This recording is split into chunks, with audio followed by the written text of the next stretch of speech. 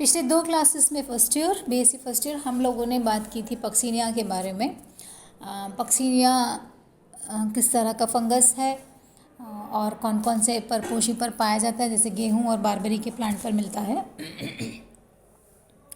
कुछ स्टेजेस जो बताया था, यूडोस्पोर्स टीलियोस्पोर्स जो हैं वो गेहूं के पौधे पर मिलते हैं और टीलियोस्पोर के जर्मिनेशन से बेसिडियोस्पोर्स बनते हैं।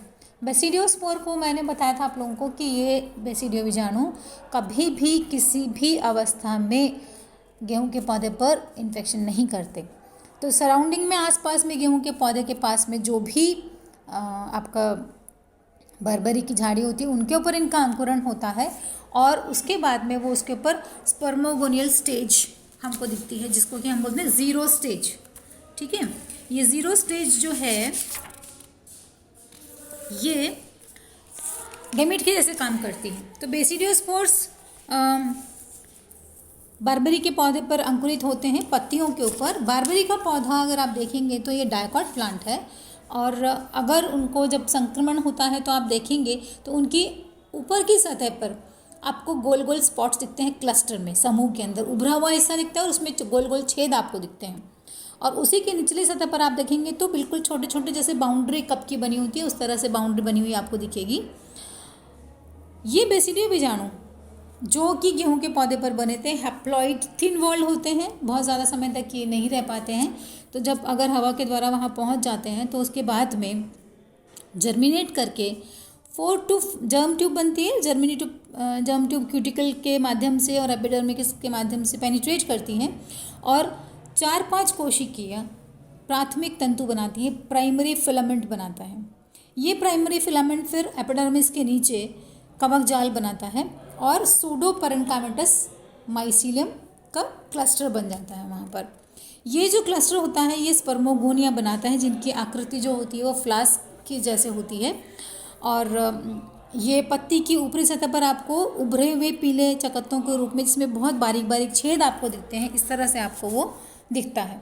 इनको अगर हम देखें तो ये फ्लास्कनुमा जो संरचना होती है इसके अंदर ये देखिए, ये माइसीलियम बना, ये इसमें पेनिट्रेट किया और एपिडर्मिस के नीचे इकट्ठा होता है, ऊपर की सतह पर आपको येलो डॉट्स के रूप में दिखता है। इसको अगर हम देखेंगे तो ये इसमें फ्लास्कनुमा आकृति है, उसमें एक ओपनिंग होती है जिसको हम बोलते हैं आस्यक या ऑस्टियोल।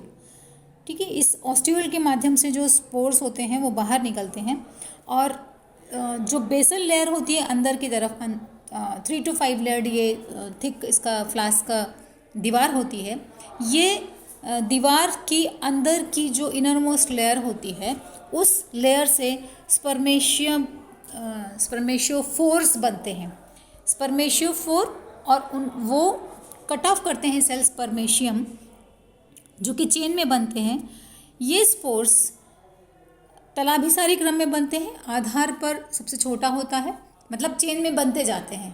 तो जो मेच्योर होता जाता है वो ऊपर जाता जाता है और नीचे से नए जो बीजाणु होते हैं वो बनते रहते हैं। इस तरह से बेसिपिटलस चेन के अंदर स्पर्मेशियोस्पोर्स का फॉर्मेशन होता है यहाँ पर। अब अगर इसको देखें, इसकी जो माइसीलियम है वो कैसी है, मोनोकैरियोटिक है। इसमें हैप्लॉइड न्यूक्लियस होता है, एक केंद्र की होती है और जो केंद्रक होता है वो अगुणित होता है। अब ये जो आस्यक है या ऑस्टियोल है, यहाँ पर ही इसकी जो फ्लास्क की जो ऊपरी हिस्सा होता है, नेक के पास का हिस्सा, वहाँ से काफ़ी सारे तंतु निकलते हैं जो बाहर की तरफ निकलते हैं। तो उनमें से कुछ एक तंतु ऐसे होते हैं जो कि जिनको हम बोलते हैं ग्राही तंतु, वो ब्रांच होते हैं, थोड़े से स्टिकी होते हैं, चिपचिपे होते हैं। तो ये जो ग्राही तंतु है इनका काम क्या होता है, अब ये रिसीव करते हैं स्पर्मेशियोस्पोर को। एक जो बेसिडियोस्पोर है, मान लीजिए प्लस प्रभेद का स्ट्रेन है, प्लस स्ट्रेन का बेसिडियोस्पोर है, वो जब अंकुरित होता है तो वो प्लस स्ट्रेन का माइसीलियम बनाएगा और वो उसी के ऊपर जो स्पोर बनेंगे स्पर्मेशियोस्पोर्स वो प्लस स्ट्रेन के होंगे। रिसेप्टिव हाइपी भी प्लस स्ट्रेन का होगा। प्लस स्ट्रेन का जो स्पोर है वो प्लस स्ट्रेन के रिसेप्टिव हाइफी पर अंकुरित जर्मिनेट नहीं कर सकता है। तो अपोजिट स्ट्रेन का जो ये होता है ये स्पोर ये रिसेप्टिव हाइफी पे जर्मिनेट कर सकता है।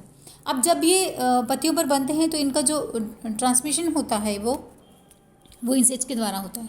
ये स्पोर्स वहाँ तक पहुँचता है रिसेप्टिव हाइफी तक, अपोजिट स्ट्रेन का है तो वो उस पर जर्मिनेट होते हैं और उनका जैसे ही वो उसके ऊपर आता है वॉल के ऊपर, अगर तो आप अगर इसका देखें तो वो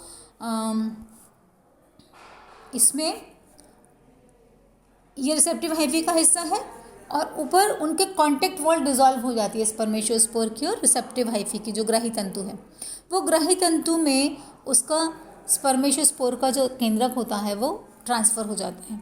तो अब क्या हुआ, जो ग्राही तंतु का जो कोशिका है वो कैसी हो गई, डायकैरियोटिक हो गई, द्विकेंद्र की और विषम केंद्र की। ठीक है, अब धीरे धीरे इसके जो पास के सेल्स होते हैं जो एक द्विकेंद्र की कोशिका बन जाती है, उसमें से जो नया केंद्रक ट्रांसफ़र होके आया है, कहाँ से, स्पर्मेशोस्पोर से, या पिक्निडियोस्पोर भी बोलते हैं कई बार उसको। तो वो जो नया केंद्रक है, एक केंद्रक तो पहले से है, उसमें सपोज प्लस स्ट्रेन का है वो रिसेप्टिव हाइफी, तो सारी कोशिकाएं प्लस स्ट्रेन की होंगी।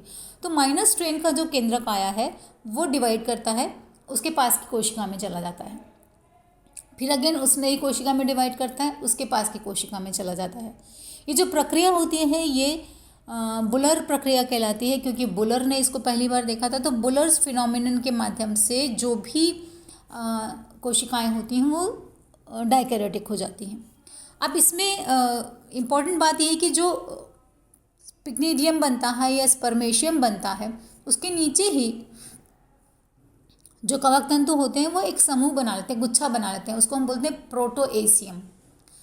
तो जब धीरे धीरे केंद्रक ट्रांसफ़र होके आता है और डायकैरियोटिक बन जाती हैं कोशिकाएं, तो प्रोटोएसियम की कोशिकाएं भी फिर डायकैरियोटिक हो जाएंगी धीरे धीरे बुलर प्रक्रिया के द्वारा। डायकैरियोटिक होने के बाद में वो एक्टिव हो जाती हैं, सक्रिय हो जाती हैं, और फिर ये कोशिकाएं एक्टिवली डिवाइड करके एसियम बनाती हैं, ये एसिडियम बनाती हैं। ठीक है, अभी एसिडियम क्या है, ये पत्ती की निचली सतह पर बनता है। इसीलिए जब हम अगर बारबेरी की पत्ती को देखेंगे तो ऊपर की तरफ आपको येलो डॉट्स में पिक्निडियो दिखेंगे या स्पर्मेशियम दिखेंगे, और उसी के जस्ट कॉरस्पॉन्डिंग जगह पर, उसी से रिलेटेड जगह पर आप नीचे की तरफ देखोगे तो आपको गोल रिंग दिखेगी ऑरेंज कलर की, वाइट कलर के रिंग में ऑरेंज कलर के बीजाणु दिखेंगे, तो एसियोस्पोर्स होते हैं, उसके ठीक नीचे बनता है। तो ये जो कोशिकाएं होती हैं डिवाइड करती हैं, और इसमें एक एशियोफोर्स होते हैं जो बेसल सेल होता है, उसके बाद में ये सेल कट ऑफ करते हैं, तो बारी बारी से एक सेल छोटा एक सेल बड़ा, इस तरह का सेल्स बनते हैं। ठीक है, तो ये धीरे धीरे फिर इस तरह से एसिडियम बना करके इसमें स्पोर्स ये बन जाते हैं। अब इसमें अल्टरनेट जो सेल्स होते हैं, तो जो बड़ा सेल होता है वो तो बनाता है एसियो बीजाणु, और जो बीच का जो हिस्सा होता है वो ड्राई हो जाता है बाद में। ठीक है, एसियो बीजाणु मात्र कोशिकाएं जो होती हैं वो, अगर आप इनको देखेंगे, आपने इसमें भी देख रहे हैं, वो पैलिसेड टिश्यू, जैसे पत्ती में पैलिसेड टिश्यू होता है, खम्भ तक होता है, उस तरह से बिल्कुल पास पास में एक दूसरे के होते हैं और आपको बिल्कुल क्लोज दिखाई पड़ते हैं। ठीक है, जो बड़ी कोशिकाएं हैं वो स्पोर बनाएंगी, छोटी कोशिकाएं जो होती हैं वो डिसजंक्टर बनाती हैं, वियोजक जिसको हम बोलते हैं। तो वो वियोजक समय के साथ में सूख जाता है, और जो एसियोस्पोर्स होते हैं, जो ऑरेंज कलर के एसियोस्पोर्स होते हैं, वो अलग हो जाते हैं, और वो आपको ऑरेंज कलर का संतरी रंग के पाउडर के रूप में वाइट बाउंड्री के अंदर नज़र आते हैं। ठीक है, हर एक एसियोस्पोर्स जो होता है, अब ये इनिशियली जब बना है तो एपिडर्मिस के नीचे बन रहा है, तो ये जब बहुत सारे स्पोर्स बन जाते हैं तो उसके ऊपर प्रेशर डालते हैं एपिडर्मिस के ऊपर, एपिडर्मिस टूट जाती है और गोल रिम बना देती है वाइटिश कलर की, उसमें से फिर आपको ये स्पोर्स दिखते हैं।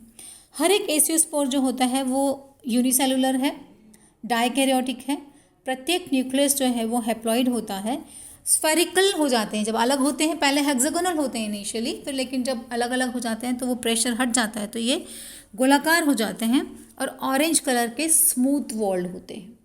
Aeciospores are dikaryotic spores formed on alternate host, जो क्या है, बर्बेरी का पौधा है, उसके ऊपर बनते हैं, और ये बीजाणु अब बर्बरी के पौधे पर अंकुरित नहीं होते, दैट इज़ वेरी इंपॉर्टेंट। जैसे बेसिडियोस्पोर्स गेहूं के पौधे पर अंकुरित नहीं होते, उसी प्रकार से बर्बरी पर बनने वाले एसियो बीजाणु जो कि डायकैरियोटिक होते हैं, डायकैरियोटिक माइसीलियम पर बनते हैं द्विकेंद्रकी भवन के बाद में, वो गेहूं के पौधे पर अंकुरित होते हैं और वहाँ पर क्या बनाते हैं, डायकैरियोटिक कवक जाल, डायकैरियोटिक माइसीलियम द्विकेंद्रकी कवक जाल बनाते हैं, जो कि बाद में यूरिडो बीजाणु बनाते हैं। ठीक है, सो इस तरह से इसका लाइफ साइकिल कंप्लीट होता है। ये जो चित्र आप देख रहे हैं इसमें देखिए ऊपर की तरफ जो ये हैं, ये एसिडियल कप को दिखा रहा है। एक्चुअली ये एसिडियल कप है, वाइट बाउंड्री, इसके अंदर ऑरेंज कलर का स्पोर मास। ये जो आप देख रहे हैं ऊपर की तरफ, ये पिग्नीडियम का स्ट्रक्चर है जिसमें कि स्पर्मेशियोस्पोर्स बन रहे हैं। और जो इधर आपको राइट हैंड साइड पे दिख रहा है नीचे की तरफ, ये एसिडियल कप का लॉन्गिट्यूडिनल सेक्शन है, पैलिसेड की तरह से जमे हुए, और एक के बाद में एक लाइन में ये एसियोस्पोर्स इसमें दिखाई पड़ रहे हैं। इस तरह से पत्ती के ऊपर और नीचे की तरफ आपको ये स्पोर्स दिखाई पड़ते हैं। अब अगर हम इसका लाइफ साइकिल देखें तो लाइफ साइकिल में आप देखिए ये बहुत सारी चीज़ें आप इसमें हम देखते हैं। इसमें आप जब इसको डिवाइड करते हैं तो आप दो रूप में डिवाइड करते हैं। एक तो गेहूं के पौधे पर कौन सी अवस्थाएं पाई जाती हैं और बारबरी के पौधे पर कौन सी अवस्थाएं पाई जाती हैं। दूसरा हम इसको डिवाइड करते हैं मोनोकैरियोटिक फेज़ के रूप में, डाइकैरियोटिक फेज़ के रूप में और डिप्लॉइड फेज़ के रूप में।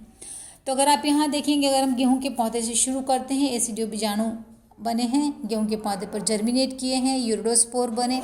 यूरिडोस्पोर जर्मिनेट करके एक साइकिल ये होता है कि डिजीज़ को स्प्रेड करने में हेल्प करते हैं, और उसके बाद में वही माइसीलियम पर टीलियो बीजाणु बनते हैं।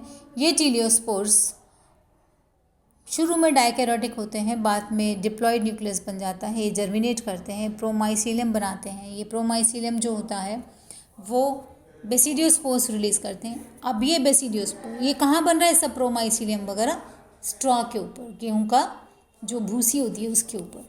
ठीक है, और ये बेसिडियोस्पोर जब जर्मिनेट करते हैं तो बारबरी के पौधे पर जर्मिनेट करते हैं, अंकुरित होते हैं, वहाँ पर ये स्पर्मेशियम कप बनाते हैं जिसमें कि स्पर्मेशियोस्पोर्स बनते हैं। वो स्पर्मेशियोस्पोर ग्राही तंतु द्वारा ग्रहण कर ले जाते हैं, जो विपरीत प्रभेद का होता है, डिफरेंट स्ट्रेन का होता है, डाइकैरियोटाइजेशन होता है। प्रोटोएसियम एक्टिवेट होकर के एसियल कप बनाता है। पत्ती की निचली सतह पर आपको वो दिखाई पड़ते हैं ऑरेंज कलर के स्पोर मास के रूप में, और ये स्पोर्स फिर से अंकुरित होते हैं गेहूं के पौधे पर। इस तरह से इसका पूरा लाइफ साइकिल कंप्लीट होता है। तो इसमें पूरे लाइफ साइकिल में एक मोनोकैरियोटिक फेज होता है जो कि पिक्नीडियल कप और प्रोटोएसियम के रूप में होता है। डाइकैरियोटिक फेज जो होता है वो एसियम के रूप में होता है, एसियोस्पोर्स के रूप में होता है। और फिर गेहूं के पौधे पर यूरिडोस्पोर्स, यंग टीलियोस्पोर्स भी डाइकैरियोटिक होते हैं। उसके बाद में मोनोकैरियोटिक डिप्लॉइड फेज होता है, टीलियोस्पोर्स खाली ये इस अवस्था जो होती है वो डिप्लॉइड होती है। उसके बाद में इमीडिएटली जैसे ही वो अंकुरित होते हैं तो फिर वो अवस्था हैप्लॉइड फेज में कन्वर्ट हो जाती है। ठीक है, सो इस तरह से इसका लाइफ साइकिल कंप्लीट